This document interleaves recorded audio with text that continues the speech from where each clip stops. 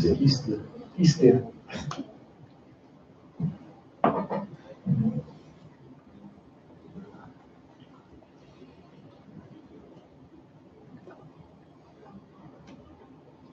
Boa noite a todos vocês que nos acompanham. É uma grande honra para todos nós ter uma conversa agora, nesse momento, olhando no olho de cada um, para tratar de coisas sérias, coisas importantes que interessam ao nosso país.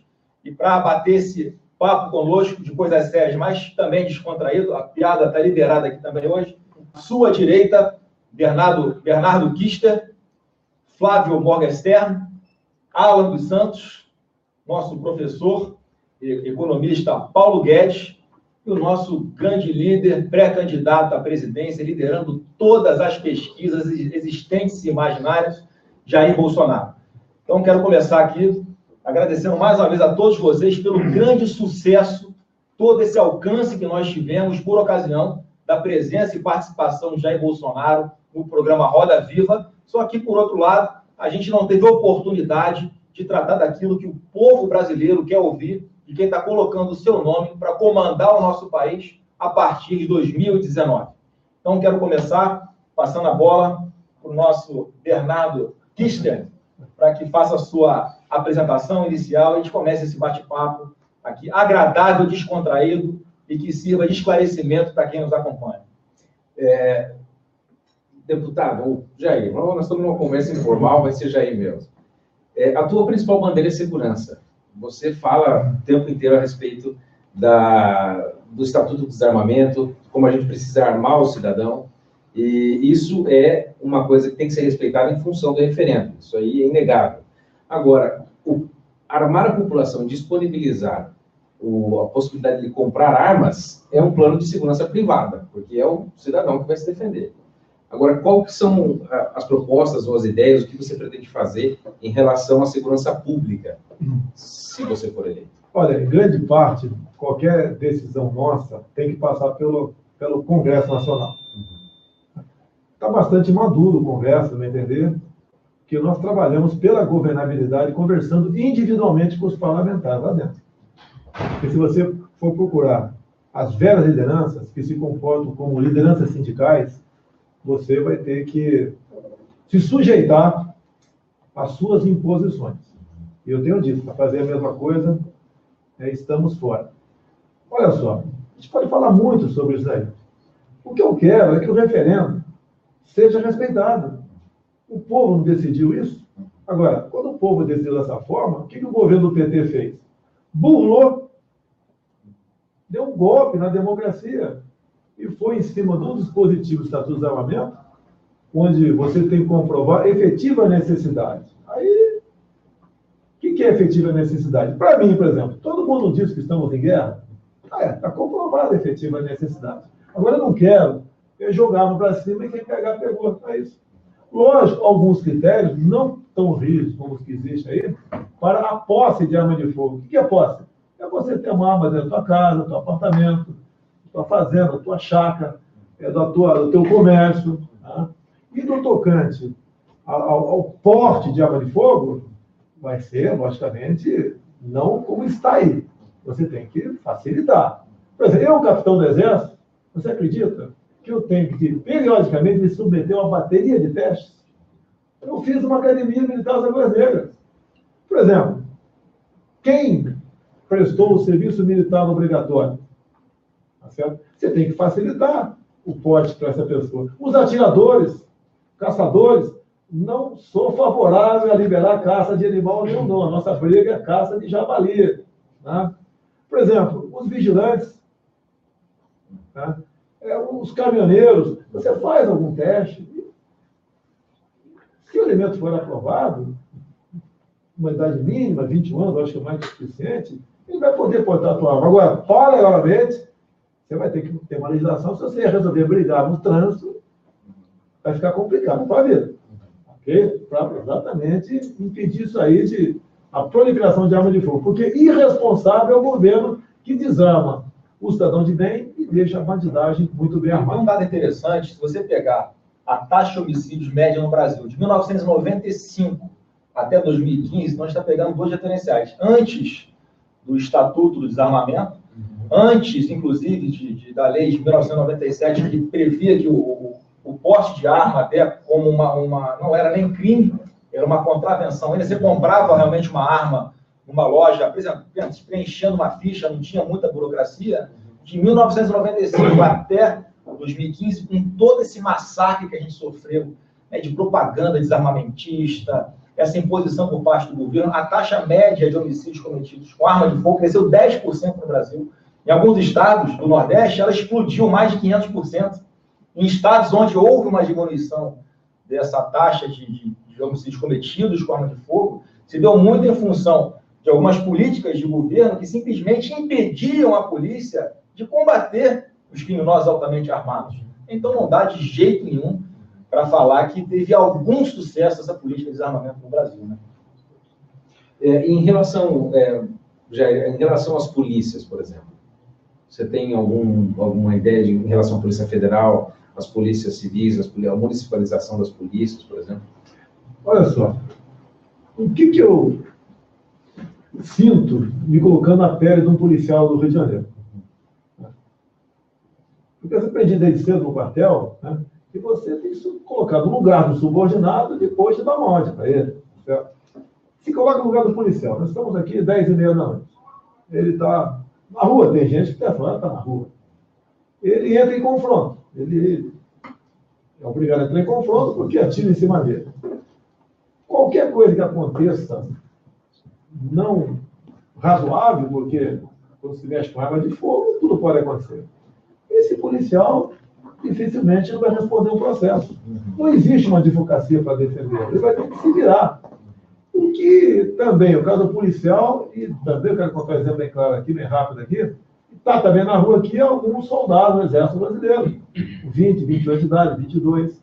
Esse garoto aí está prestando um serviço militar, engajou, tem seu time de futebol, vai na praia, tem sua namorada, okay? Pretende, quando sair do Exército, fazer alguma coisa, prestar um concurso à polícia, quem sabe. Imagina ele é obrigado a trocar tiro agora. Vai que morre inocente nesse embate ali, que pode acontecer. É justo você pegar esse garoto, tá?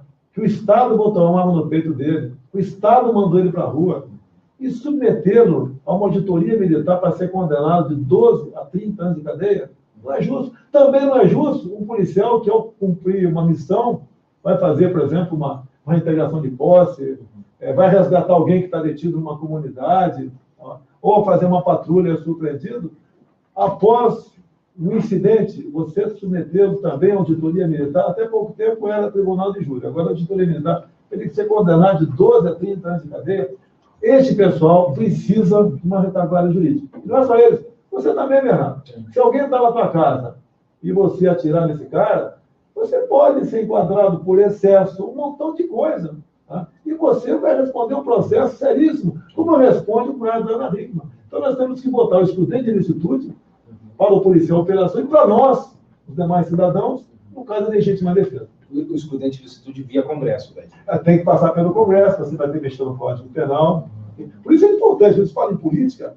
Se você botar um presidente lá, seja quem for, eu gosto do Bolsonaro, vou votar nele, que eu tenho esse pensamento. Daí vota no cara do PSOL para deputado federal, matou a gente. Disputar para mostrar o que a gente acredita, os valores que a gente defende no Twitter. Xará, qual a pergunta que você quer fazer? Ou para o Bolsonaro, ou para o nosso professor Paulo Guedes. Não vamos perder essa oportunidade de tirar o caldo aí do nosso querido economista Paulo Guedes. Boa noite, é uma honra estar aqui, ter essa oportunidade de falar um pouco mais claramente para a população do que são as propostas de quem está na frente das pesquisas, inclusive aquelas pesquisas que sempre erraram para o mesmo lado, para o lado da esquerda. E é bom deixar claro porque a mídia não conseguiu transmitir isso. São muitos ataques e não tem uma clara... uma pergunta sobre propostas de fato. Então, vou fazer uma pergunta dupla aqui, tanto para o Paulo quanto para o Jair. Como nós poderíamos sumarizar o que serão as propostas para o governo Bolsonaro para essas questões que não foram discutidas ainda, por exemplo, saúde, educação, qual seria a base? Como a gente pode sumarizar isso de uma maneira rápida? Olha só, eu não é de hoje. É escândalo em cima de escândalo. Como é que é feita a política normalmente? Que eu estou há 27 anos dentro do parlamento. Nunca votei com o meu partido, ou com os meus partidos. Sempre votei de forma independente. O voto é meu, é sagrado. Tá? E acabam as eleições. O presidente eleito vai lá para os porões do Jaburu, os seus 8, 9 líderes mais importantes, senta todo mundo lá. Ah, você tem 80 votos, 60, 50, 40, 40. O que você quer? Eu quero Ministério do Transporte. Eu quero diretoria de banco. Eu quero estatal. E tudo é loteado. O presidente, ele não indica quase ninguém. A maioria foi indicada pelos outros. E ao indicar isso, o presidente está interferindo no trabalho do legislativo. E você vai no artigo 84, é isso que nós temos que mudar, nós temos que quebrar isso. Caso contrário, não adianta um candidato qualquer, num debate. Tem uma proposta maravilhosa para a economia, por exemplo. Daí chega lá, chega o seu Renan Calheiros e fala, não, o que está fazendo, quem vai indicar sou eu. Tá? Ou do planejamento, ou seja lá o que for. Não tem como dar certo essa forma de fazer política. Então, esse apelo que a gente faz do pessoal, porque a imprensa fica falando, o Jair não vai ter como governar o Brasil. Para governar dessa forma, é melhor até que o Brasil fique parado. Ou nós mudamos o Brasil, e a chance é essa agora, ou vamos continuar afundando. O grande foco, então, é uma quebra com o establishment, é acabar Sim. com a forma como você tem ministros hoje indicados simplesmente em troca de votos. Me permita aí, Planalto, tira o tempo, senta essa cadeira e não mexe em ninguém. Porque esse centrão já loteou antecipadamente os ministérios. Já está tudo acertadinho. Até porque muitos deles precisam continuar como ministros porque eles vão ter fórum privilegiado. Não pode ir para casa, tá? Porque pode ser pego numa operação qualquer, como muitos são indiciados no tocante a isso. E o grande acordo que existe entre eles, PT e PSDB, o grande acordo é compromisso com o indulto. Você pode ver, o Ciro está quase fora de combate, porque ele ficou pulando de um lado para outro, e agora o Centrão se acertou aqui, o PT não aceita do lado de lá de jeito nenhum, ele correria por fora. E, dadas as últimas declarações dele, não vai chegar a lugar nenhum. E ele foi o primeiro, né, um dos primeiros que botou para fora que, caso eleito, ia tirar o Lula da cadeia, ia botar o Ministério Público, o Judiciário no seu quadradinho, ou seja, ele ia querer buscar maneiras de subordinar o poder da justiça, né, ao poder político. Nós conseguimos entender, eu só queria deixar bem claro, nós conseguimos entender o que não vai ser feito. Eu queria sumarizar o que vai ser feito. Deixa eu mudar, Paulo, só para emendar que a sua pergunta da nossa internauta, quem está usando a hashtag Bolsonaro ao vivo no Twitter, e é sobre isso. A Maria de Luz pergunta, no Brasil, que está entre os 15 países com maior carga tributária, mas